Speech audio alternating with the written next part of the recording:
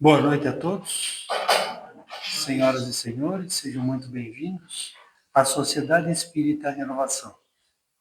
Meu nome é Amauri e dirigirei os trabalhos na noite de hoje.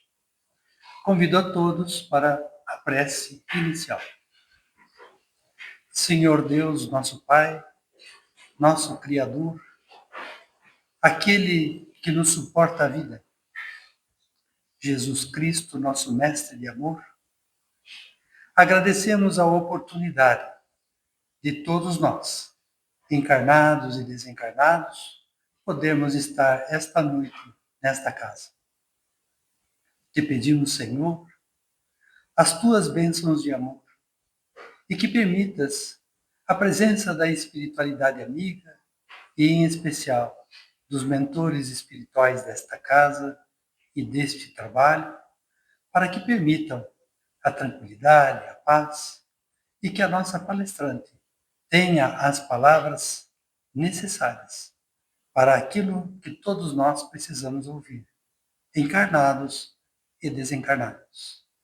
Pedimos, Senhor, que nos ilumines e acompanhes sempre. Que assim seja. Que assim seja. Muito bem. Então, hoje nós temos uma contingência, porque nós teríamos a Patrícia para fazer a palestra hoje, conforme tínhamos anunciado, mas houve um mal súbito no nível da saúde, e aí, gentilmente, a Marie se dispôs a fazer a palestra em troca, que dia 29 seria a Marie. Né? Então, no dia 29 será a Patrícia. Então, nós vamos comentar um pouquinho de que Marie é trabalhadora da Sociedade Espírita Renovação desde a sua fundação. É membro do Conselho Deliberativo da SER e aplicadora de conteúdos da doutrina espírita no ESD, Estudo Sistematizado da Doutrina Espírita. Então, Marie, fique à vontade.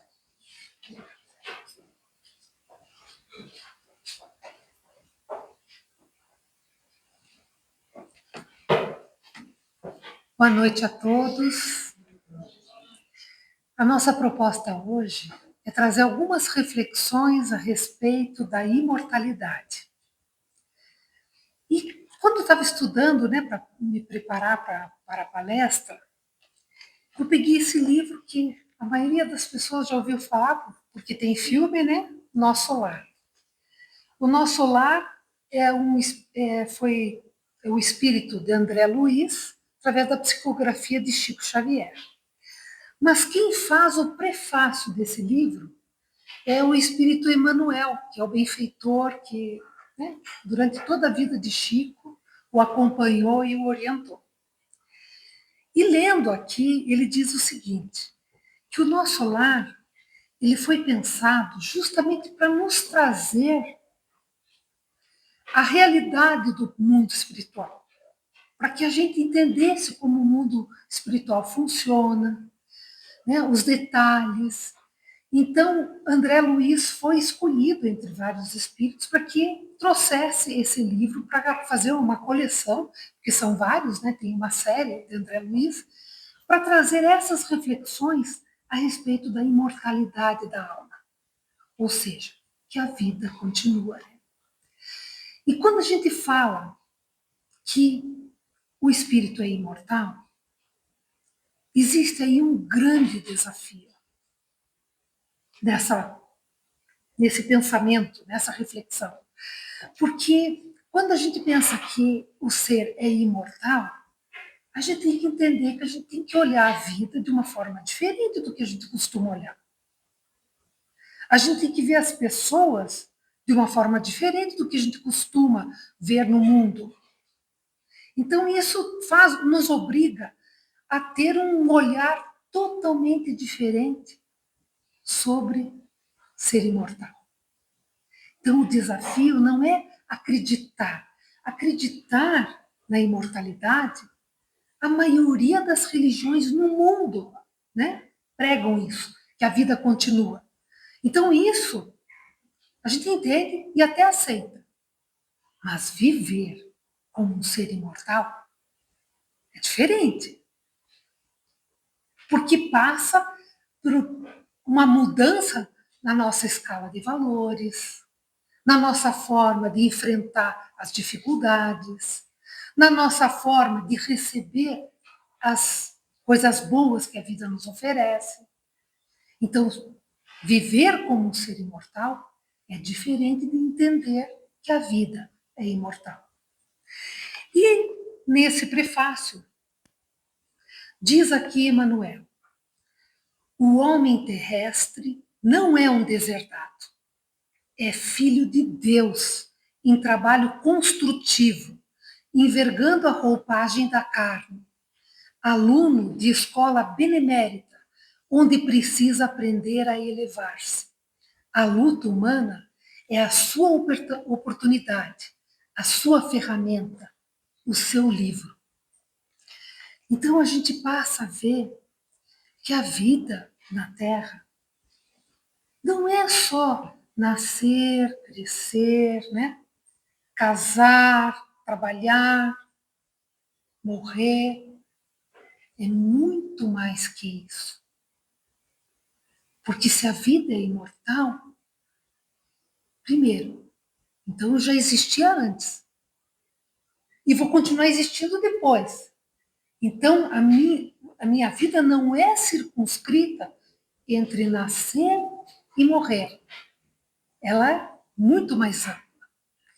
Então, nos diz Emmanuel que a gente tem que pensar, quando a gente tem essa ideia da vida imortal, no que é temporário e no que é perene dentro dos meus valores, dentro da minha forma de ser. Como que eu tenho reagido à vida quando acontecem os problemas, as dificuldades? Eu reajo pensando que eu vou continuar vivo, ou eu reajo como quem acha que vai vir a morte e vai acabar. Gente, isso muda completamente a forma de se comportar e de reagir. E para ilustrar um pouquinho, eu vou contar aí uma história real de um médico para que a gente possa ver como que a vida, ela sendo solidária nas reencarnações, como que ela vai nos preparando situações para que a gente possa refletir e entender, nem que seja ao final da vida, que a vida é imortal. Então, vou lhe contar uma história verídica, história do Dr. Tadeu Merlin. É um norte-americano, e ele, muito jovem, quando começou a cursar medicina, ele dizia para os colegas assim: eu sou a favor da eutanásia. Porque eu acho que quando a pessoa está sofrendo, ela tem que ter o direito de dizer que não quer mais. Porque daí a vida termina, pronto, acaba. Acaba o sofrimento para ela, acaba o sofrimento para a família. E os colegas do curso ficavam indignados, diziam: Tadeu, a gente veio para cuidar de vidas, para salvar vidas, não para matar as vidas. Eu falei: não, mas veja bem, eu estou falando assim, olha, quando a pessoa está muito doente, numa fase terminal, ou também a gente sabe que tem uma criança que vai nascer com defeitos. Por que a gente vai permitir que ela nasça? Sabe que ela vai ter uma vida de sofrimentos? Então, havia assim, ele sempre criava aquele tumulto na sala de aula, porque a maioria das pessoas eram contra, muito poucos a favor dele, mas ele tinha essa ideia certa. Eu sou a favor da eutanásia para pessoas deficientes e para casos terminais. Pois bem, ele cursava o curso em Los Angeles. Los Angeles, todo mundo sabe, é uma cidade maravilhosa, rica, com prédios lindíssimos, né? Mas, como toda cidade, tem os seus arredores. E nos arredores, a gente tem a pobreza. Aí, num determinado momento, quando ele já estava fazendo a residência, passa um tufão daqueles em Los Angeles e destrói a cidade. Os hospitais ficam lotados de gente, né? De pessoas para serem atendidas. E nisso, a moça, que era telefonista no hospital, recebe uma ligação de uma senhora. E essa senhora diz: olha, eu sou aqui do bairro, e fala o nome do bairro, um bairro lá da periferia, muito pobre, e eu sou parteira já há muitos anos, mas eu estou aqui com uma pessoa, uma parturiente, num estado gravíssimo e eu não consigo ajudá-lo, eu preciso de um médico. Por favor, mande uma ambulância. E a moça que estava no telefone disse, mas os hospitais estão lotados, os médicos estão correndo para tudo quanto é lado, eu não sei se eu vou conseguir alguém para ir até aí. Mas eu vou fazer o possível. Pegou, anotou o telefone, né, o endereço, e disse, eu vou fazer o possível para lhe mandar alguém. E quando ela desligou o telefone, ela ficou olhando aquela lista de médicos e pensando, mas quem que eu vou pedir para atender essa mulher agora?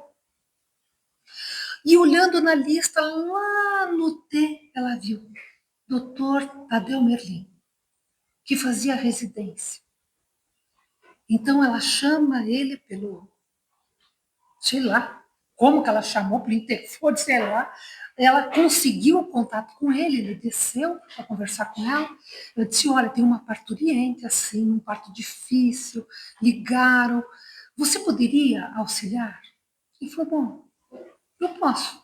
Não é a parte que eu trabalho, assim, né? Com partos, mas eu posso. Então, desceu um médico e deu todas as informações que ele precisava, os medicamentos, falou para aplicar as injeções para que as contrações, né, ficassem mais rápidas, porque o parto acontecesse, enfim. Deu todas as coisas, colocou na maleta e ele então foi com uma ambulância até aquele bairro, um bairro pobre. Ele olhou aquela casa, aquela construção, era no terceiro andar, disse, meu Deus, coitada dessa gente, ele pensou, né? Subiu ali, quando chegou no terceiro andar, a mulher que havia feito o telefonema atendeu, disse, olha, essa mulher, uma imigrante alemã, é o oitavo filho dela. O marido pediu tanto que ela abortasse, mas ela insistiu que queria ter esse filho. E agora veja, ele abandonou, deixou ela com os 7 filhos, tá aí, que nasce, não nasce, e eu tenho que cuidar da minha vida, o senhor chegou, ela é toda sua, que eu vou descer. E desceu para atender a família dela. E ele, então, olhando aquela senhora, fez as medicações que o médico, né, que era especialista, tinha indicado, e ele, então, aguardando que o remédio fizesse efeito, foi até a janela e olhou lá para fora. E o céu estava tão lindo. Ele disse, meu Deus, que loucura, né? Pensando consigo mesmo.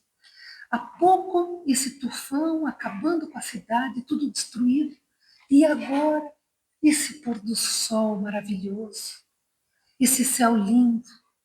Se eu acreditasse em Deus,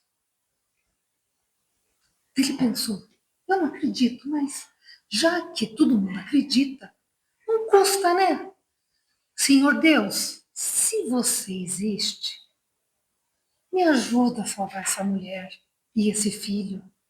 Por favor, me ajude. E aí ela começou, né, a ter as suas contrações e tudo, e do jeito que não se esperava, tudo foi muito mais fácil e aquela criança nasceu.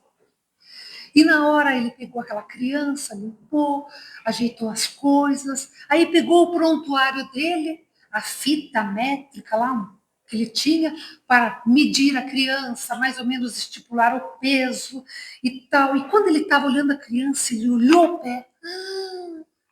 O pé era torto. Ela estava desacordada. Uai, ele era a favor, né? Da eutanásia.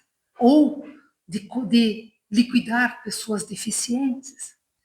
Ele pensou, imagina, vai passar a vida na escola sendo chamado de coxo. As crianças, que criança é bicho ruim, ele pensando. A criança vai dizer, olha o manco, olha o coxo. Eu vou aliviar o sofrimento desse rapaz. Dessa criança, melhor, né? Desse rapaz que vai ser achincalhado pelas pessoas. E foi até a maleta, pegou lá a medicação, colocou na seringa. E quando ele chegou perto da criança para injetar, ele sentiu assim uma coisa dentro dele. Ele falou, meu Deus do céu, não me sinto capaz. Eu não vou fazer nada. Pegou, guardou a seringa, atendeu lá a mulher, a criança, chamou a vizinha, avisou que tudo estava ótimo e foi embora. E a vida foi passando.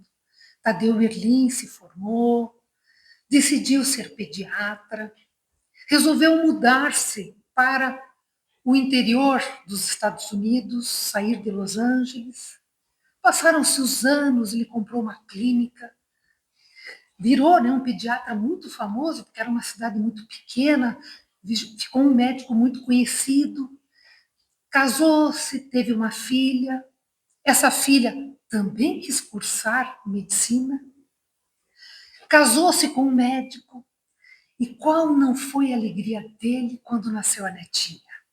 A Bárbara pegou todos os cantinhos do seu coração. E ele estava tão feliz com aquela netinha, até que um dia, ela contava 5 anos, ele recebe um telefonema em casa. Havia havido um acidente na estrada de Los Angeles para a sua cidade. E a sua filha e o seu genro faleceram nesse acidente. Ele ficou completamente perdido. De uma hora para outra, ele virou um vô e um pai. Lógico, levou a filha, a neta para casa, e junto com a esposa, cuidavam da menina, a Bárbara. E quando ela completou 6 anos, ele fez uma festa, convidou todos os amiguinhos da escola. Mas durante a festa, Bárbara se sentiu mal. Começou com um estado febril. Ele logo já viu, já deu um medicamento para diminuir a febre. Ela continuou na festinha, mas teve um momento que a febre voltou com tanta força que ele acabou com a festa. E levou ela para o hospital para fazer os exames. Aí o médico, amigo dele, disse, olha, depois que estava com todos os resultados em mãos, ela tem uma doença, falou lá um nome, não tem cura. Eu, se fosse minha neta, eu fazia a eutanásia. Ele falou, não, na minha neta, não. Na minha neta, não, por favor. Eu preciso arranjar um médico que consiga salvá-la. Não é possível que não tenha um médico que consiga salvá-la. E ela abatida, cada vez mais, né, definhando aos olhos isso, ele falou, não, eu sou rico, eu vou para a Europa, eu vou para onde for. Aí o amigo dele disse, olha, tem um médico que faz algumas pesquisas, fica na Alemanha, passou o nome e tal, ele entrou em contato, comprou as passagens e foi com a Bárbara e a esposa para a Alemanha. Chegou lá, o médico examinou e falou, não tem o que fazer. Eu, se fosse você, eu aplicava a eutanásia. Ele falou, não, eu não consigo aplicar a eutanásia, não na minha neta, por favor. Aí me diga o nome de qualquer médico, me diga um médico qualquer, em qualquer lugar, que eu vou e procuro. Eu falei, olha, você veio lá dos Estados Unidos, mas justamente nos Estados Unidos tem um médico. Ele é relativamente novo e ele tem feito pesquisas a respeito desse vírus e está em estágio bem avançado. Então, vá nele, já que você acha que vale a pena, vá nele. Não custa escutar mais uma opinião. A menina, cada dia mais abatida, com dificuldade de caminhar. Ele disse, não quero nem saber. Voltou para os Estados Unidos, marcou horário com aquele médico, Dr. Tadeu Johann Miller, e marcou hora com ele. Quando chegou lá, Dr. Tadeu, realmente muito mais novo, atendeu ele, viu a criança, falou, olha, tudo que eu tenho são vacinas que nós estamos hoje aplicando em animais ainda, não temos estudos em humanos. Ele falou, não importa, ela está morrendo mesmo, então vamos tentar. Ele falou, tá bem. E na hora que ele levantou para examinar a menina, ele viu que o médico era manco, coxo. Não falou nada, né? E o médico foi examinando a Bárbara. E ele, pois é, como é que o senhor, né? Ficou com essa dificuldade, o que aconteceu? Ele disse, olha, minha mãe, uma imigrante alemã, num dia de tufão em Los Angeles, foi pela bênção da vizinha que ligou para o hospital, solicitou a vinda de um médico. E mamãe, depois que ficou bem, foi diversas vezes no hospital para tentar agradecer esse médico, mas a moça do hospital dizia que não podia dizer qual médico era, que ela não tinha esse poder de falar o nome do médico. Aí um dia, depois de mamãe ir lá mais de 20 vezes, a enfermeira disse, olha, eu vou abrir aqui o prontuário, eu vou tomar um café. Eu vou tomar um cafezinho. Eu vou voltar daqui 5 minutos. Tá bom? E a mamãe, então, viu o nome do médico, Tadeu. Por isso que eu me chamo Tadeu.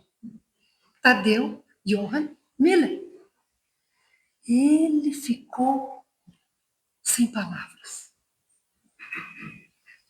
Abraçou aquele médico, não disse nada quem era ele, né? Abraçou o médico e decidiu que iria usar a vacina. E essa vacina salvou Bárbara da morte. Dr. Tadeu Merlin teve uma experiência na sua vida que o fez repensar a respeito da eutanásia, mas a repensar o porquê que a vida tinha dado essa volta enorme, para que ele pudesse pensar a respeito dos valores que ele tinha no seu coração. Valores que, veja, que ele achava tão coerentes, mas que na hora que era para aplicar aqueles valores, que era a eutanásia, quando era com as pessoas que ele queria bem, mudou completamente de figura. Mas voltemos ao que Emmanuel diz aqui. Ele diz assim, o intercâmbio com o invisível é um movimento sagrado, em função restauradora do cristianismo puro, que ninguém, todavia, se descuide das necessidades próprias, no lugar que ocupa pela vontade do Senhor. Nenhum de nós que se descuide das necessidades próprias, no lugar que ocupa pela vontade do Senhor.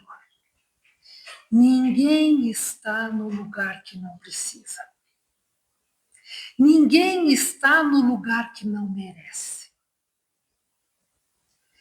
Tadeu Merlin estava no lugar certo, na cidade certa, com as pessoas certas.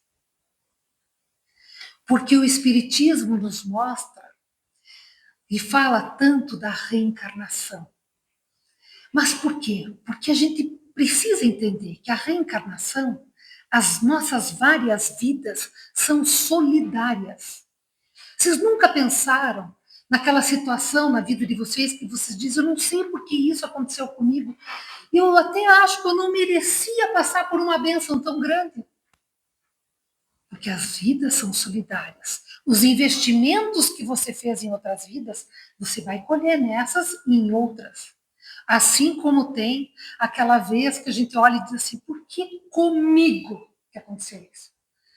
Por que o carro que bateu não foi dele, dela, dele, daquele outro? Comigo. Por que eu? Porque as vidas são solidárias. E ninguém passa por aquilo que não precisa.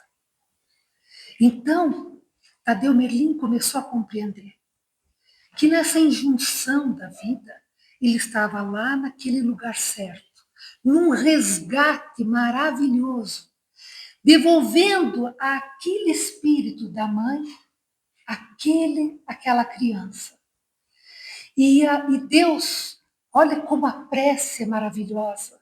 Ele que era ateu, mas aquele dia, deslumbrado com aquele céu, ele orou. Mesmo que ele dissesse que não acreditava, ele orou. Ele pediu que Deus o auxiliasse naquele momento.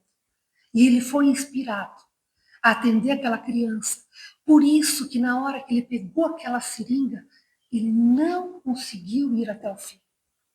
Talvez, se ele tivesse tão mergulhado nas coisas materiais, não tivesse se dado essa oportunidade, talvez ele tivesse aplicado aquela injeção.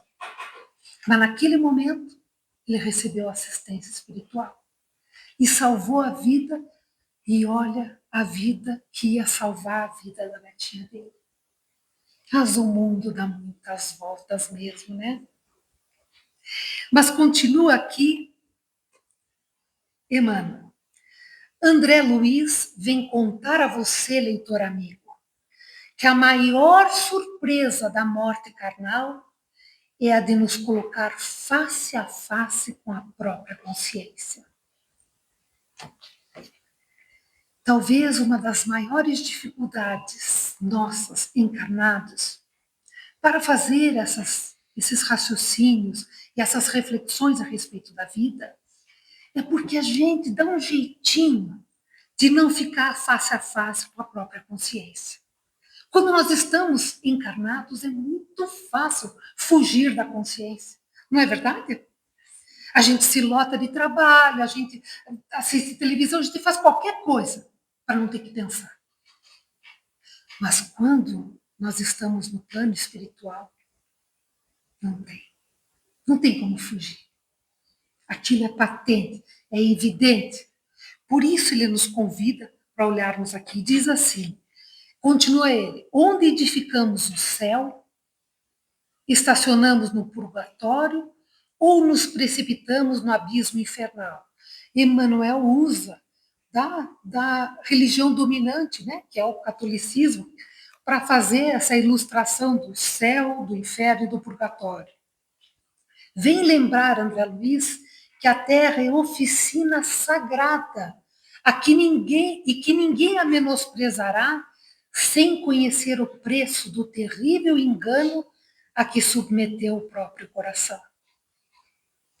Viver é uma oportunidade maravilhosa.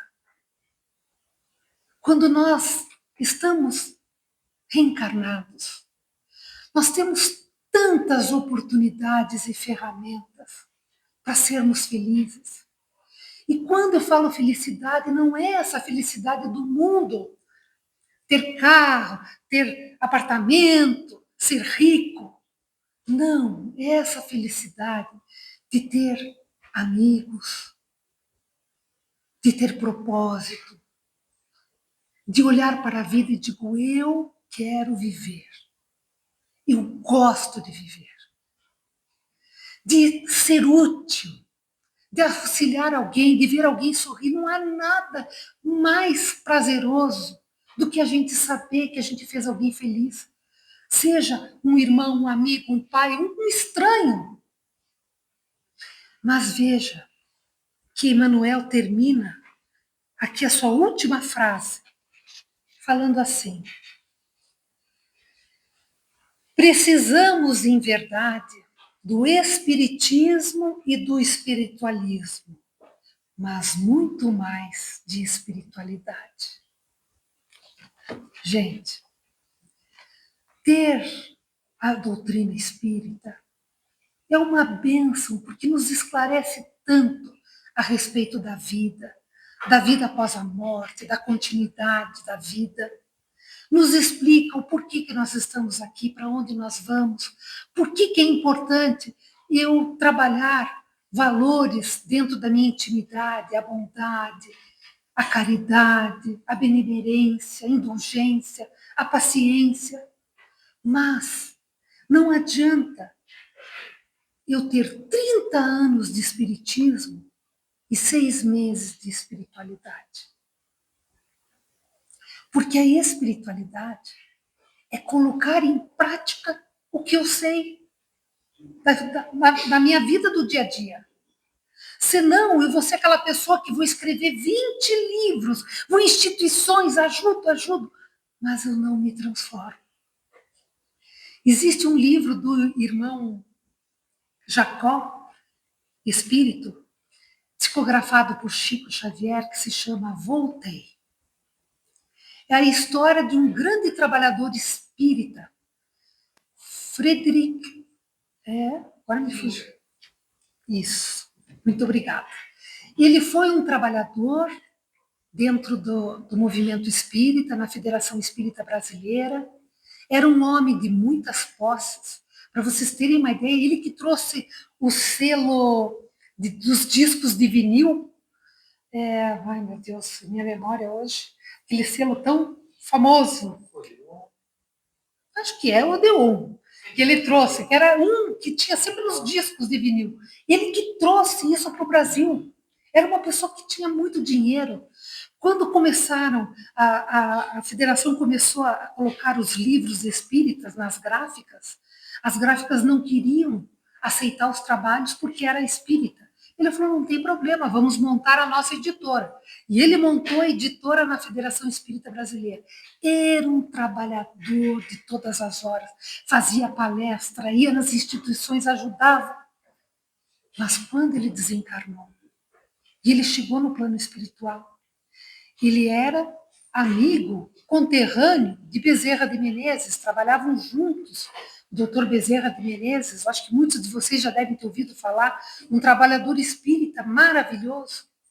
E quando ele chega lá no mundo espiritual, ele olha todos os amigos dele, com aquele com o perispírito, que é o corpo espiritual, brilhando. E ele apagadinho, escurinho, né? Aí ele chegou para dizer assim, mas, uai, eu lembro que eu levei não sei quantas cestas básicas, eu ajudei, eu fiz quantos livros na editora, eu fiz isso, fiz isso, fiz isso, fiz isso, fiz isso, fiz isso, fiz isso. Aí Bezerra disse, muito bem, parabéns por tudo que você fez. Mas o que você fez aí dentro? E encostou no coração dele. O que você fez aqui dentro? Ele levou um choque. Então, quando Emmanuel diz aqui que nós precisamos do espiritismo, do espiritualismo, mas nós precisamos de espiritualidade, é esse convite que ele faz. O Nosso Lar é um livro que mostra a realidade do espírito André Luiz no plano espiritual. Para vocês terem uma ideia, Chico Xavier ficou 20 anos com esse livro dentro da gaveta, depois de psicografado. Porque ele dizia, meu Deus, vão dizer que eu sou louco. E realmente, quando a gente lê a primeira vez, fala, por exemplo, de coisas que hoje, para a gente, são super fáceis de compreender. Bluetooth, sabe essas coisas assim? De ligar, de não ter, andar sem estar com rodas no chão, no ar, no trilho. Coisas que parecia loucura. Falava de TV de plasma. A gente nem sabia, a gente tinha aquelas de tubo. Ele falou, meu Deus, vão dizer que eu sou louco. 20 anos ele ficou com ele na gaveta para depois fazer a primeira edição. Mas para a gente ver a realidade do plano espiritual. É maravilhoso, é claro que quando a pessoa não tem conhecimento nenhum da doutrina espírita, às vezes fica, né, meio difícil. Por isso que a gente sempre fala para a pessoa começar pelos estudos, para ela ter o fundamento, para poder compreender melhor esses livros. Mas o que vale é entender que a gente precisa entender de uma vez por todas que nós somos seres imortais. E para isso eu preciso pensar. Quando eu olho assim a pessoa e digo, nossa, fulano tem um defeito tão grande, ele é assim, assado. Gente, eu estou falando de uma coisa temporária. É algo temporário. E esse meu amigo com esse defeito horrível, que eu também tenho muitos defeitos horríveis, é temporário. E eu sou um espírito imortal. O que eu posso fazer para melhorar e para jogar minhas energias naquilo que é perene, aquilo que não é transitório, que eu vou levar para o resto da vida? É esse que tem que ser o nosso raciocínio. E quando eu passar pelas dificuldades, eu tenho que pensar, mas meu Deus, será que esse problema não é nada mais do que nas minhas vidas solidárias, Eu estou resgatando alguma coisa que eu devo do passado? Ou estou recebendo essa graça que, olhando para hoje, eu nem merecia, mas olhando para hoje. Não estou olhando para as outras vidas. Então é preciso pensar de forma diferente. Quando fiz esse estudo, fiquei pensando até quanto, né? Eu penso como um ser imortal. Achei que eu tenho muita coisa para melhorar. Tenho que mudar muitas coisas. Valorizar coisas mais importantes e deixar sem valor coisas que não têm importância, que eu tenho valorizado demais, coisas que são materiais. Eu não vou levar isso não vai servir para nada. Na minha bagagem, quando eu chegar no plano espiritual, de que valerá isso que eu lutei a vida inteira para ter? Será que vai ter valor? Isso não significa que agora nós vamos, né, fazer um voto de pobreza, não é isso. Tanto é que, numa das passagens do livro Boa Nova, tem uma passagem que Humberto de Campos nos traz, que Felipe, principalmente o discípulo Felipe, ele tinha escutado as mensagens de Jesus e interiorizado de uma forma que ele achava assim, que quem tivesse qualquer coisa material estava perdido. Então, ele ficava falando para as pessoas, por exemplo, as pessoas iam se reunindo para escutar Jesus e dizia: você tem 2 casacos? Que isso? Você tem que dar um para alguém. Você tem que ficar com um casaco.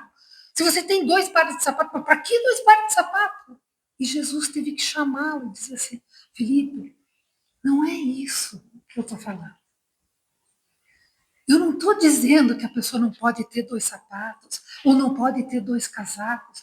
Não é esse o intuito do que eu estou falando. Para a gente ver que não é você ter um carro novo, não ter um carro novo. É o que você faz com as coisas que você tem. É o que você valoriza aquilo. Aquilo não pode ser mais importante que o que é principal, que é o amor, que é o convívio, que é a família, que é a humanidade. Nós temos que tornar-nos pessoas mais sensíveis ao ser humano. A minha relação com o outro, e a relação humana no trabalho, na família, fora, em qualquer lugar, não pode ser igual ao materialista. Tem que ter a visão da imortalidade. Eu preciso entender isso de uma vez por todas. E quando vê que o defeito do outro é muito grande, diz André Luiz, do livro Nosso Lar, quando eu reconheço a dificuldade do outro, eu não tenho mais o direito de julgar. Eu passo a ter o dever de ajudar. Olha só. Porque se eu já reconheço, é porque talvez naquele ponto eu já seja um pouquinho melhor do que o outro. Já consigo ver que ele tem aquela dificuldade que eu já não tenho. Então, eu já não tenho mais o direito de julgar. Eu tenho o dever de ajudar. Mas, para terminar nossa palestra, eu gostaria de ler uma mensagem também do Espírito Emmanuel, no livro Rumo Certo, através do Chico. Se chama Nos Dias Difíceis. Nos dias difíceis, reflete nos outros dias difíceis que já se foram. Depois de atravessados transes e lutas que supunhas insuperáveis, não soubeste explicar a ti mesmo de que modo os vencestes e de que fontes auriste as forças necessárias para te sustentares e refazeres durante e depois das refregas sofridas. Viste a doença no ente amado assumir gravidade estranha, e sem que lograsses penetrar o fenômeno em todos os detalhes, surgiram a medicação e a providência ideais que o arrebataram da morte. Experimentaste a visitação do desânimo diante dos obstáculos que te gravaram a vida, mas, sem que te desses conta do amparo recebido, largaste o desalento das trevas e regressaste à luz da esperança. Crises do sentimento que te afiguravam invencíveis, pelo teor de angústia com que te alcançaram o imo da alma, desapareceram como por encanto, sem que conseguisses definir a intervenção libertadora que te restituiu a tranquilidade. Sofreste a ausência de seres imensamente queridos, chamados pela desencarnação para tarefas inadiáveis em outras faixas de experiência. No entanto, sem que despendesses qualquer esforço, outras almas abençoadas apareceram, passando a nutrir-te o coração com edificante apoio afetivo. Tudo isso, entretanto, sucedeu porque persististe na fé, aguardando e confiando, trabalhando e servindo, sem te entregares à deserção ou à derrota, ofertando ensejo à bondade de Deus para agir em teu benefício. Nas dificuldades em andamento, considera as dificuldades que já venceste e compreenderás que Deus, cujo infinito amor te sustentou ontem, sustentar-te-á também hoje. Por isso, porém, é imperioso permanecermos fiéis ao cumprimento de nossas obrigações, uma vez que a paciência no centro delas é o dom de esperar por Deus, cooperando com Deus, sem atrapalhar. Muito obrigada, meus amigos.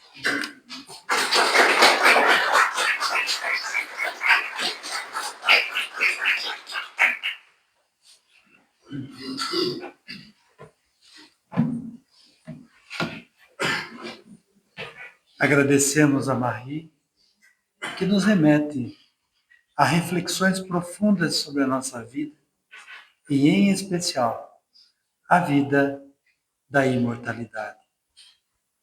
Que saibamos fluir cada informação, a história contada com tanto carinho, com tanto amor, que nós consigamos abarcar para a nossa própria vida entendimentos que possam significar a mudança em nossos corações.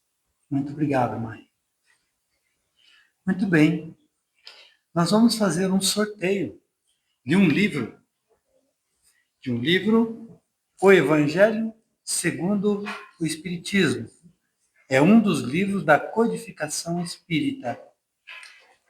Todos receberam a mensagem que foi distribuída lá fora? Não? Não receberam? Mensagem? Tem o número lá no final? Tem? Muito bem. Marie, me diga de 1 a 33 um número. 30. 30. Temos aí? Oh, então, aqui está. A Adriana Martins.